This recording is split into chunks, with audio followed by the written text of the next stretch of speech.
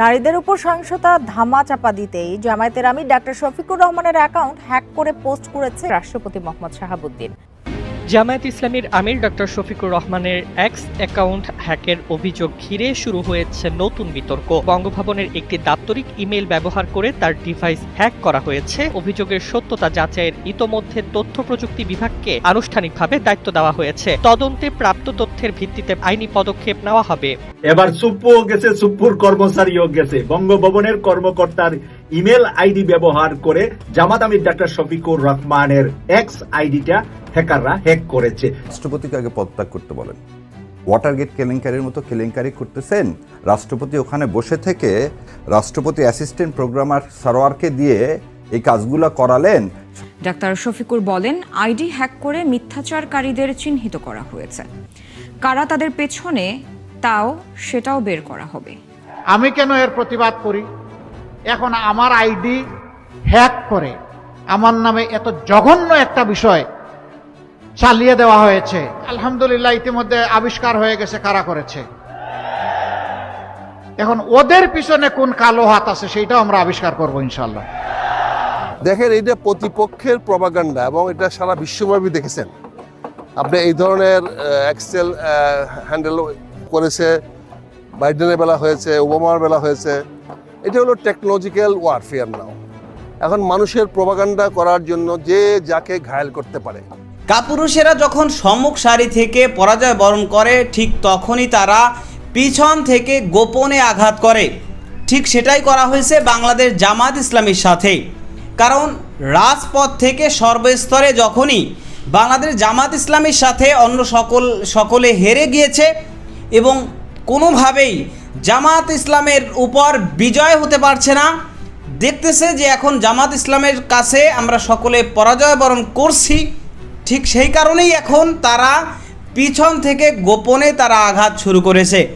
যেই কারণে কিন্তু বাংলাদেশ জামাত ইসলামের আমির ডক্টর শফিকুর রহমানের টুইটার অ্যাকাউন্ট এই নির্বাচনের ঠিক 10 দিন আগে এই সময়টা তার অ্যাকাউন্ট হ্যাক করে এরপর সেখানে নারী বিদ্বেষী পোস্ট করা হয়েছে, লেখা দেওয়া হয়েছে বাংলাদেশ জামাত ইসলামীকে বিতর্কিত করে এদেশের মানুষের কাছ থেকে বাংলাদেশ জামাত ইসলামীকে বিচ্ছিন্ন করার জন্য।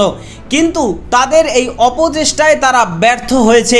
কারণ এবার জামাত আমির ডক্টর শফিকুর রহমানের টুইটার আইডি হ্যাক করে সেখানে নারী বিদ্বেষী পোস্ট করে প্রমাণসহ হাতে নাতে ধরা পড়েছে এই রাষ্ট্রপতি শাহাবুদ্দিন চুপ্পু, যার নেতৃত্বেই মূলত এই আইডি হ্যাক করা হয়েছিল। এবং এই বিষয় নিয়ে অত্যন্ত চাঞ্চল্যকর কিছু তথ্য এবার বেরিয়ে এসেছে।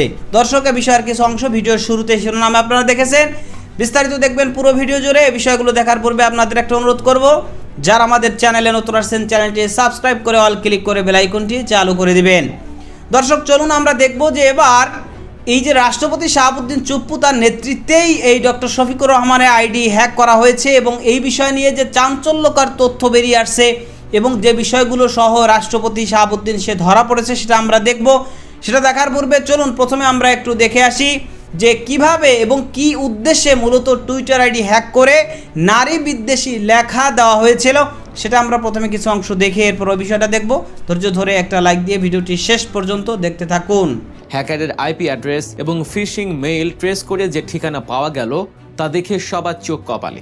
খোদ রাষ্ট্রপতির কার্যালয় বঙ্গভবন, রাষ্ট্রপতির দপ্তরের একজন প্রোগ্রামারের মেইল থেকে ছড়ানো হয়েছে এই ভাইরাস। এটি কি নিছক হ্যাক, নাকি আসন্ন নির্বাচনের আগে এক গভীর রাজনৈতিক ষড়যন্ত্রের নীলনকশা? আর কেনই বা জামায়াত এই ঘটনার পর 12 ঘন্টা চুপ করে থাকলো? আজকের ভিডিওতে আমরা উন্মোচন করব এই পুরো ঘটনার পেছনের ডিজিটাল ফরেন্সিক রিপোর্ট এবং রাজনৈতিক সমীকরণ। চোখ রাখুন শেষ পর্যন্ত, কারণ রাজনীতির মাঠের এই ডিজিটাল যুদ্ধ আপনার ধারণার চেয়েও অনেক বেশি নোংরা। গতকাল রাত থেকে সোশ্যাল মিডিয়া উত্তপ্ত। দেশের রাজনীতির মাঠ যখন নির্বাচনের হাওয়ায় দুলছে, ঠিক তখনই এক বিশাল বোমা ফাটলো ডিজিটাল প্ল্যাটফর্মে। জামায়াতে ইসলামীর আমির ডাক্তার শফিকুর রহমানের এক্স হ্যান্ডেল বা সাবেক টুইটার অ্যাকাউন্ট থেকে ইংরেজিতে একটি পোস্ট আসে। এই পোস্টের বাংলা করলে দাঁড়ায়, আধুনিকতার নামে নারীরা যখন ঘর থেকে বের হয়ে কাজে যায় তখন তারা নাকি পতিতা বৃত্তিরই আরেক রূপ। ভাবা যায় একজন জাতীয় নেতার অ্যাকাউন্ট থেকে এমন নারী বিদ্বেষী বক্তব্য। মুহূর্তের মধ্যে তোলপাড় শুরু হয়ে যায় আর ঠিক এই সুযোগটির অপেক্ষাতেই যেন ছিল বিএনপি এবং তাদের ছাত্র সংগঠন ছাত্রদল। পোস্ট আসার সাথে সাথেই যেন আগে থেকে রেডি করা স্ক্রিপ্ট অনুযায়ী তারা মাঠে নেমে পড়ল। সারা দেশে শুরু হয়ে গেল কর্মসূচি। দাবি উঠল ডাক্তার শফিক নারী বিদ্বেষী, তাকে বয়কট করতে হবে, ক্ষমা চাইতে হবে। কিন্তু এখানে একটা বিশাল প্রশ্ন থেকে যায়, চোরের 10 দিন আর গৃহস্থের 1 দিন। আজ সেই একদিন অপবাদ দিয়ে পার পাওয়া গেল না। ঘটনাটি ঘটার 24 ঘন্টার মধ্যেই জামায়াতের মিডিয়া বিভাগ এক জরুরি সংবাদ সম্মেলন ডাকে। সেখানে কোনো গদবাঁধা রাজনৈতিক ভাষণ দেওয়া হয়নি, সেখানে দেয়া হয়েছে সলিড টেকনিক্যাল প্রমাণ। জামায়াতের আইটি এক্সপার্টরা লাইভ প্রজেক্টরে দেখিয়ে দিলেন কিভাবে আমিরের জামায়াতের অ্যাকাউন্টটি হ্যাক করা হয়েছিল। আর এই হ্যাক কোনো সাধারণ হ্যাকার বা ছিঁচকে চোর করেনি, এর পেছনে রয়েছে রাষ্ট্রের সর্বোচ্চ দপ্তরের হাত। সংবাদ সম্মেলনে দেখানো হয় ডাক্তার শফিকুর রহমানের মেইলে একটি ফিশিং লিংক পাঠানো হয়েছিল। খুব শক্তিশালী ম্যালওয়্যার বা ভাইরাস ব্যবহার করে দীর্ঘদিন ধরে চেষ্টা চালিয়ে এই অ্যাকাউন্টের অ্যাক্সেস নেওয়া হয়। যারা বলছিল এত দ্রুত রিকভার করা সম্ভব না, তাদের মুখে ছাই দিয়ে আইটি টিম দেখিয়েছে কিভাবে তারা নিয়ন্ত্রণ ফিরে পেয়েছে। কিন্তু আজকের আলোচনার সবচেয়ে ভয়ানক এবং শকিং পার্ট হলো এই হ্যাকটা কোত্থেকে করা হয়েছে। জামায়াতের আইটি সেল প্রমাণ করেছে এই ফিশিং লিংক এসেছে খোদ রাষ্ট্রপতির কার্যালয় থেকে। মহামান্য রাষ্ট্রপতি শাহাবুদ্দিন চুপ্পুর দপ্তরের অ্যাসিস্ট্যান্ট প্রোগ্রামার নাম সরওয়ার তার অফিসিয়াল মেইল অ্যাড্রেস assistantprogrammer@bongobhavan.gov.bd ব্যবহার করে এই ম্যালওয়্যার পাঠানো হয়েছিল। শুধু মেইল নয়, হ্যাকাররা নতুন ডিভাইসে লগ ইন করার সময় যে আইপি অ্যাড্রেস ব্যবহার করেছিল জামায়াতের পিআর টিম সেটাও ট্রেস করে ফেলেছে। অর্থাৎ এটা কোনো বিচ্ছিন্ন ঘটনা নয়, এটা পরিষ্কারভাবেই একটি রাষ্ট্রীয় ষড়যন্ত্র।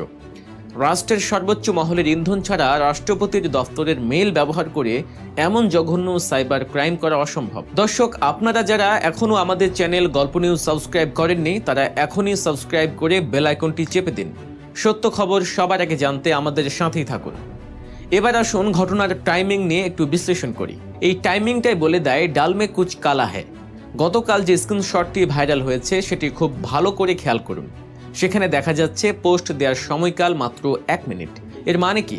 এর মানে হলো হ্যাকার গ্রুপ এই পোস্টটি দিয়েছিল শুধুমাত্র একটা স্ক্রিনশট নেওয়ার জন্য। পোস্ট করেই সাথে সাথে স্ক্রিনশট নেওয়া হয়েছে এবং এরপর ডিলিট বা লগ আউট করা হয়েছে। তারা ভেবেছিল ডিজিটাল ফুটপ্রিন্ট মুছে ফেলবে, কিন্তু প্রযুক্তির এই যুগে ডিজিটাল পায়ের ছাপ মুছে ফেলা এত সহজ নয়। 1 মিনিটের মধ্যে পোস্ট দেয়া, স্ক্রিনশট তোলা, সেটি ভাইরাল করা এবং সাথে সাথে ছাত্র দলের প্রতিবাদ কর্মসূচি, সবকিছুই যেন একই সুতোয় গাঁথা। মনে হচ্ছে একবারে তারেক রহমানের নির্দেশনায় একটি সাজানো নাটকের মঞ্চায়ন হলো। কিন্তু প্রশ্ন হলো, কেন এই কাজ করলো তারা?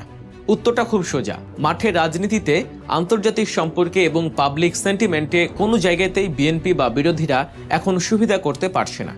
কুমিল্লা থেকে সাতক্ষীরা, খাগড়াছড়ি থেকে নোয়াখালী, সবখানেই জামায়াতের জনসমাবেশে মানুষের ঢল। এই জোয়ার দেখে ভীত হয়েই তারা বেছে নিয়েছে অনলাইন স্যাবোটাজের পথ। তারা ডাক্তার শফিককে নারী বিদ্বেষী সাজাতে চাইল, অথচ ইতিহাস কি বলে?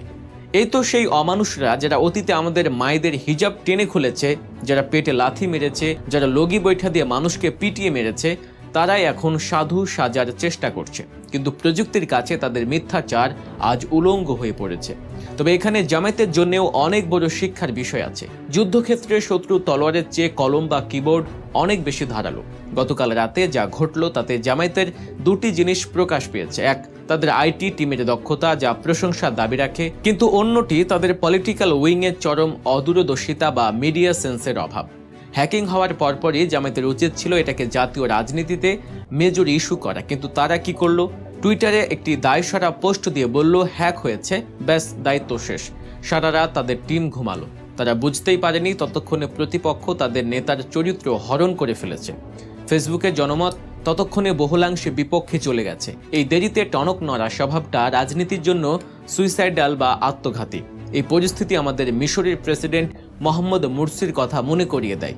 মিডিয়া কুর মাধ্যমে প্রচার করা হয়েছিল মুরসি তার ছেলেকে লাখ লাখ ডলার বেতনে চাকরি দিয়েছেন, স্বজনপ্রীতি করেছেন। মিশরের জনগণ সেটা বিশ্বাস করে রাস্তায় নেমেছিল। অথচ সত্য কি ছিল?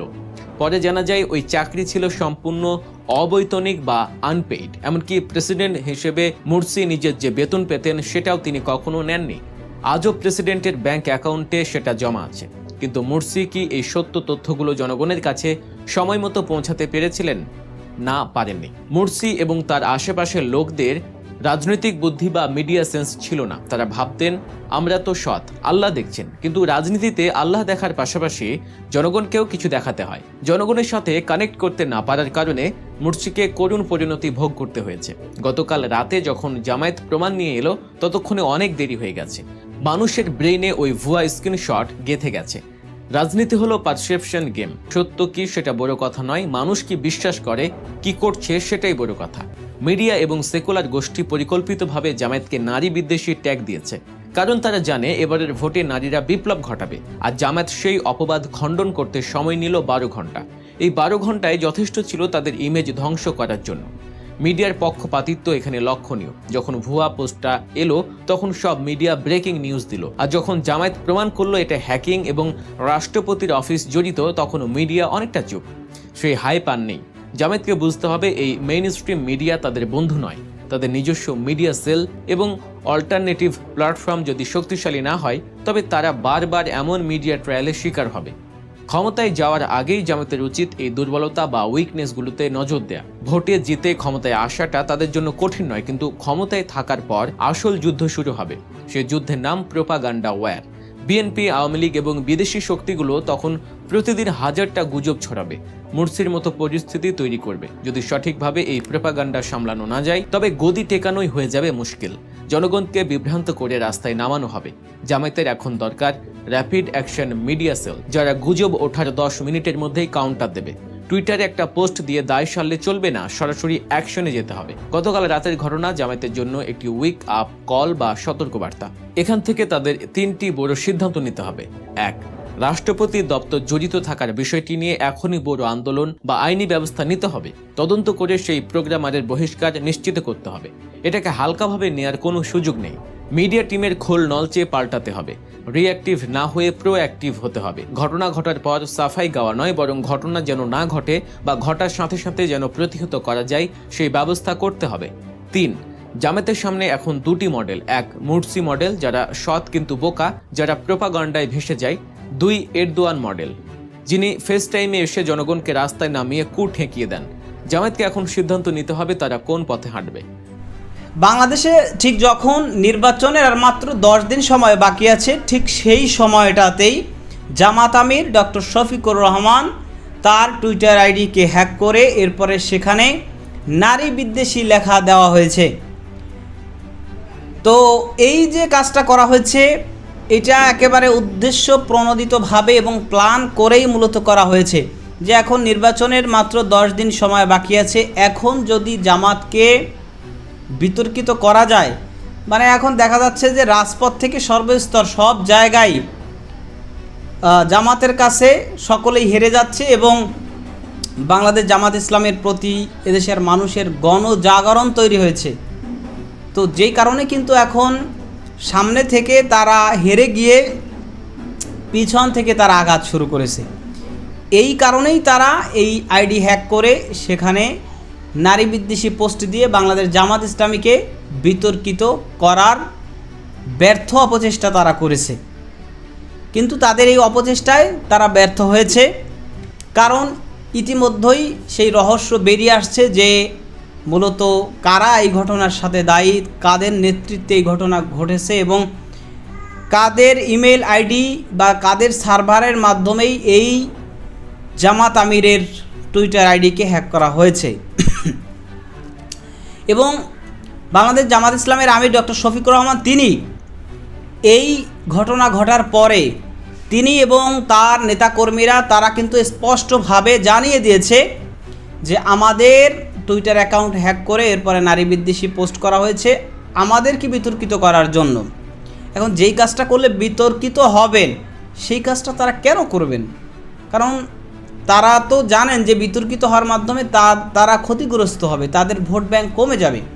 তো তাহলে তারা কেন সেখানে বিতর্কিত হতে যাবেন, কেন এরকম ধরনের তারা লেখা দিবেন, এটা একটা বিষয়। এবং আরেকটা বিষয় হচ্ছে যখনই এই টুইটার আইডি হ্যাক হয়েছে এবং সেখানে নারী বিদ্বেষী একটা পোস্ট দেওয়া হয়েছে, এরপরে কিন্তু সাথেই বিএনপির পক্ষ থেকে এবং কিছু রাজনৈতিক দলের পক্ষ থেকে তারা জামাত ইসলামের বিপক্ষে মিটিংয়ে তারা ঝাঁপিয়ে পড়ছে সাথে তাৎক্ষণিকভাবে। তার মানে কি, তারা এই ঘটনা কিভাবে আগে থেকে জানে যে ডক্টর শফিকুর রহমান তিনি তার টুইটার অ্যাকাউন্টে এরকম একটা লেখা দিবে এবং এই লেখা নিয়ে সমালোচনা শুরু হবে? এটা কিভাবে আগে থেকে জানে? যে লেখা দেওয়ার সাথে সাথেই তার বিরুদ্ধে বিভিন্ন জায়গায় মিছিল হয়েছে, বিভিন্ন রকমের কর্মসূচি তারা পালন করছে।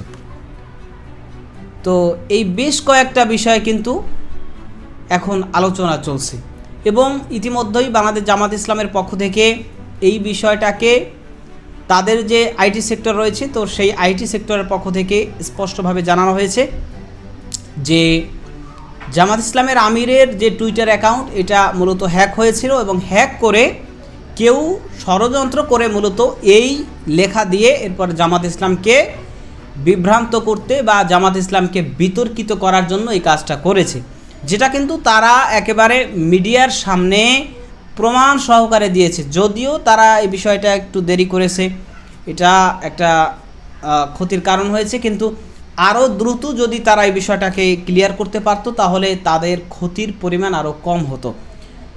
তো যাই হোক, যে বিষয়গুলো আজকে দেখলেন সে সম্পর্কে আপনাদের মতামত কি সেটা কমেন্ট সেকশনে জানাতে পারেন। ভালো থাকবেন, সুস্থ থাকবেন, দেখা হবে নতুন কোনো ভিডিওতে, কথা হবে নতুন কোনো বিষয়। আজকে পর্যন্তই, আসসালামু আলাইকুম রহমতুল্লাহ।